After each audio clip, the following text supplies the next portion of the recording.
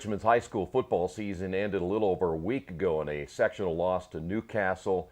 Our focus today will be to look a little bit back to this past season in Aid Tawfeek's first year here at Richmond, but maybe our biggest focus will be to look ahead, and I think that's certainly going to be the case for us here today. And Coach and I were just talking a little bit ago. I'd mentioned, Abe, that I went back, and I know a lot of you don't get a chance to do so because you've given me access to Huddle, which you guys put your plays and everything on, and we look at the film. And I go back to the Newcastle game, and I felt so bad because, and I know the penalties hurt, and we'll talk about that in a couple of moments because a lot of that was self-inflicted by the players. Absolutely.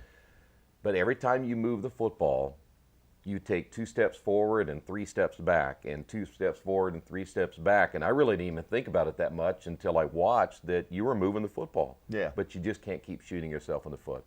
Yeah, that's pretty much the story of the season. You know, we would move the ball well and then get a penalty and move back.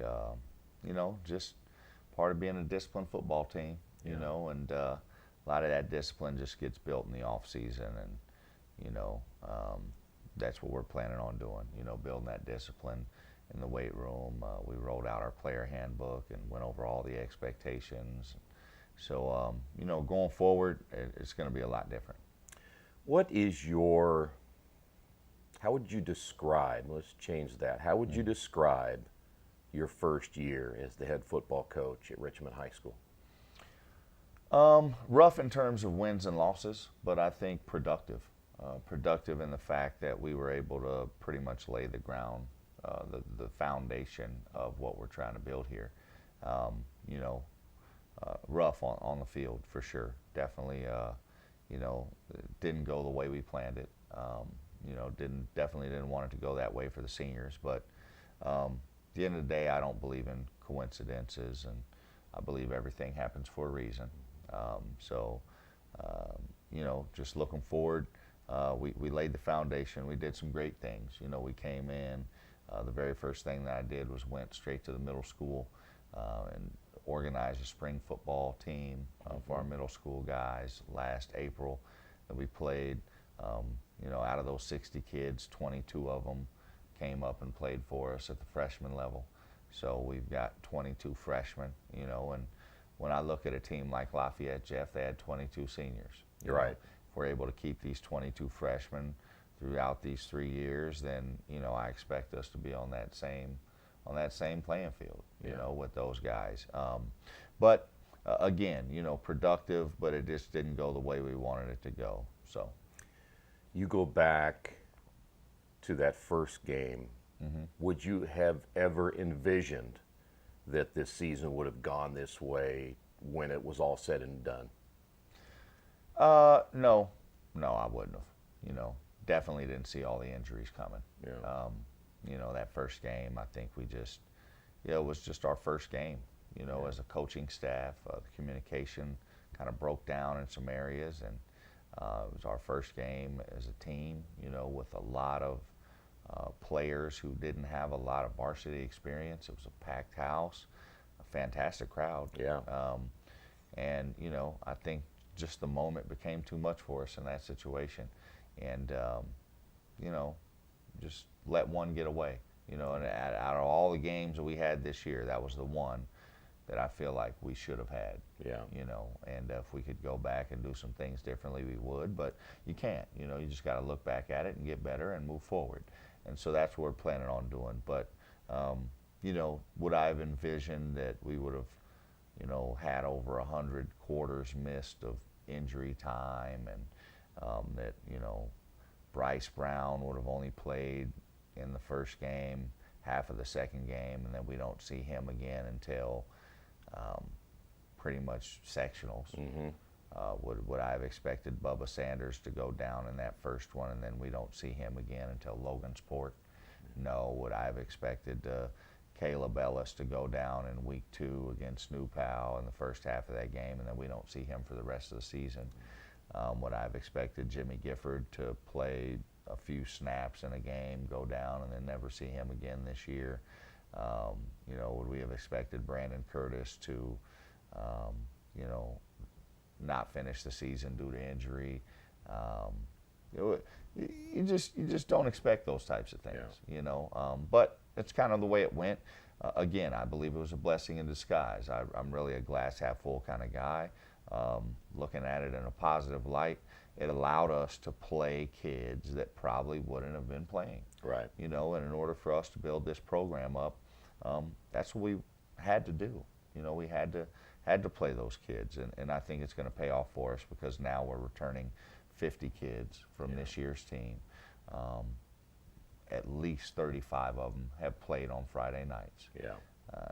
So we're already in better shape going into next year than what we were coming into this one. Before we talk about your off season, and it's going to be a big off season for you. Oh yeah, very busy. And I know you started already. In Well, some ways, right? I mean, yeah, in you've got some some guys ways. in the weight room. And Well, such. no, not yet. Not we yet. Won't, we Okay. won't do anything with the weight room until the Monday after Thanksgiving. Okay. It's in terms of what we're doing. We're still wrapping up the season. Okay. Been spending. Last week we turned in equipment. Started doing player postseason interviews. Finishing those up today actually with all the players, and then I'll move on to my coaching staff.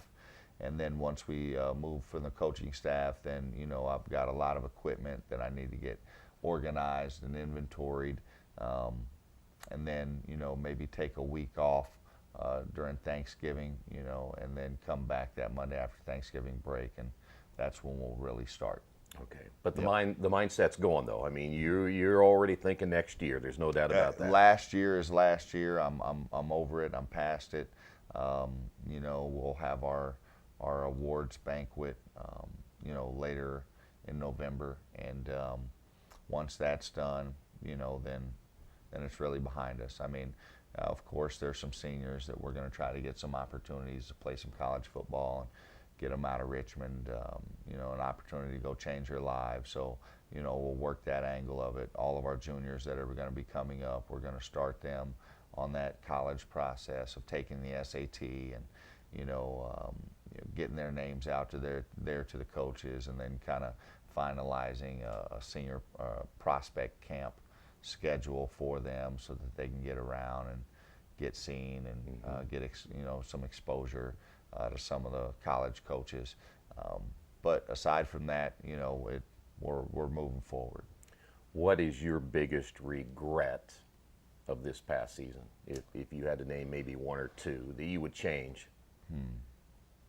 Biggest regret, I really don't know that I would have changed anything other than maybe being a little bit more strict on some of the things that we kind of allowed to happen. Just take for example, we had all those seniors go out, early in the season, and then as the season progressed, started seeing them less and less at practice. And then, up to where we got into the Newcastle game where they didn't come to practice one day, Monday through Thursday, and then showed up on Friday and wanted their jersey and wanted to stand on the sideline and everything. And, being in my first year, I'm not trying to rub kids or parents the wrong way, so let's go ahead and let you dress. But that was one thing that we addressed immediately in the player handbook.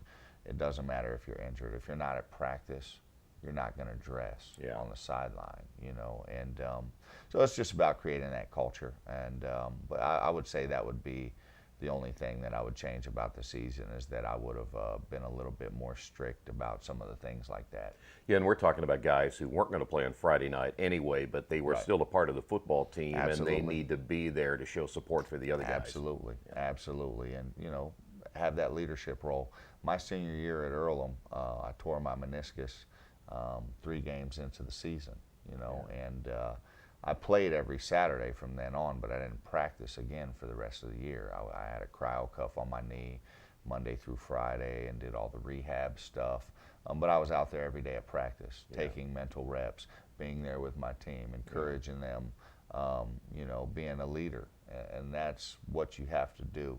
And we really, after they kind of fell off and got injured, they just kind of quit showing up. Yeah. So we got to change that. Yeah, and that has been something that has happened, and I'm not trying to point fingers because I know some people think, well, you're I'm just saying that's been kind of the mentality for some kids before, where, well, if it's just going bad or I'm not playing, I'm not showing up. And Yeah, well, you still got to be there. I'm not sure. All I know is we're looking forward. Yeah. And that won't happen anymore. Yeah. And, that's, like I said, I put it in the player handbook. It's very, it's black and white. It's plain as day. It's right there. All the kids have taken the player handbook home. They'll go over it with their parents, and then they'll sign a paper that say they understand what our expectations are, along with their parents. Their parents are going to sign it, and them, and they're going to send it back, and they're going to bring it back to us. Just so, I want this to be an extension of the family, and that they understand what we're trying to do here, and that we have very high expectations. And so, even in the player handbook, starting second semester, we're going to have a 2.0 minimum grade point average. Good. If you don't have at least a 2.0, then, you can't play for me. Yeah. Plain and simple. I'm not in the business of using kids for their athletic ability and then not caring what they do off the field. So along with that 2.0, grade point average, then we're going to have study halls that kids are going to have to attend if they are in academic trouble. If they're not in academic trouble, then we'll get them out of here right after our workouts, or even during next season, we'll get them out of here right after practice. And then the kids who are having some academic difficulties will stay after workouts or practice and do a 1-hour study hall. Right. On the days that we have workouts in the off season. In the season, we'll have 3 days of study hall. So You and I have talked about this before, and I'm not telling anybody out there that's watching anything any different, that there are resources at this high school. yeah. Coaches care. Yeah. You guys want them to succeed. Yeah. And so there's really no excuse for someone not to get at least a 2.0. Me personally, I don't think that, if you really do your best in the classroom, you shouldn't have anything lower than a C. Yeah. I tell the kids there's 4 things that you have to do. You have to, number 1, you have to show up on time to class. Yeah. Number 2, you have to be prepared. Number 3, you have to be respectful. And number 4, you have to do your best. If you do those 4 things, you will never have to worry about getting any grade lower than a C. If you're not doing any one of those 4 things, then you're going to have to worry. Yeah. And if you start, if you're not doing 2 of them, then you're probably going to be much lower than a C. Yeah. All right. So it's 4 simple things: be on time, be prepared, be respectful, do your best. Yeah. And when we put in those terms for the kids and kind of break it down that way, it makes sense to them. Coach, you're right. And I'll ask them, if a kid comes to me and I look at their grades and they're having academic issues, I'm going to ask them, which one of these 4 things are you not doing? Yeah. Are you not going to class on time? Are you not being prepared? Are you not being respectful? Are you not doing your best? And typically, the kids are pretty honest about it. Mm-hmm. Coach, man, I'm not really doing my best. I ain't gonna lie. I've been, haven't been doing my absolute best in the classroom. So you just give them a little bit of encouragement, and then let them know, well, you're gonna have study halls. Yeah. And that's how we're approaching it. Before I let you go, as you said, you have 50 plus. You Yep. have a good, solid freshman class coming in. Yep. You have a lot of kids that played varsity football. From my last count, you still have 3 to 4 quarterbacks that had plenty of playing time this year, and 3 depending on how quarterbacks coming back that played a varsity game. Exactly. You know. So you got depth at the quarterback position. You've got running backs that are coming back, including Wyatt Bird. So you have a good nucleus coming back for next year. As you said, they all got playing time, which is the big thing. They know what to expect. Yeah. You know what to expect from them, vice versa. Look to next year. Certainly, you're looking at, as a football team, as you said, you're going to be in better shape going in this year than you were, or next year than you were this year. Oh, absolutely. And with the great off season, who knows what can happen. We've got a lot of talent returning. Yeah. We just have to develop them. We have to build their bodies up. We have to develop their character, and we have to put the focus on academic excellence. Yeah. And if we do those few things, the rest will take care of itself.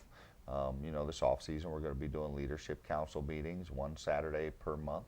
Good. Where I'm going to get the kids together, and we're going to, fellowship and maybe eat some pizza and really dig into Urban Meyer's Above the Line and what does it actually mean to be a leader, and so we've got that plan for them. We're going to be doing 10U and 12U academies for our 3rd and 4th grade and 5th and 6th grade kids. We're going to bring them over to here to the high school once a month, one Thursday per month, and start developing them with the basic fundamentals. Here's how you get in a good three-point stance. Here's how you get in a good wide receiver stance. And, every kid, we're going to teach them how to catch the ball, throw the ball, get in a good three-point stance, wide receiver stance. We're going to be doing some push-ups, some sit-ups, some air squats, and really starting to develop those kids from the time they're 3rd and 4th grade. Yeah. And then 5th and 6th grade, we're going to be doing the same thing for them. So we've got a busy off-season planned. But the number one thing that we're going to be doing this off-season is we will be living in that weight room together. Yeah. There's no better way to build trust and camaraderie than to look over and see your brother, giving it everything he's got in that weight room. And then when we get into the season and you got to look over to your side and you got to trust that guy. We've been doing this for months now. Yeah. We've been doing this since November, from November to August, we're going. Yeah. And the kids understand. I mean, they know what it's going to take. I've made it very clear to them, and they want it. I tell you what, these kids don't ever want to go 0-10 again. Yeah. They've made that very clear, and I don't either. And so it starts now.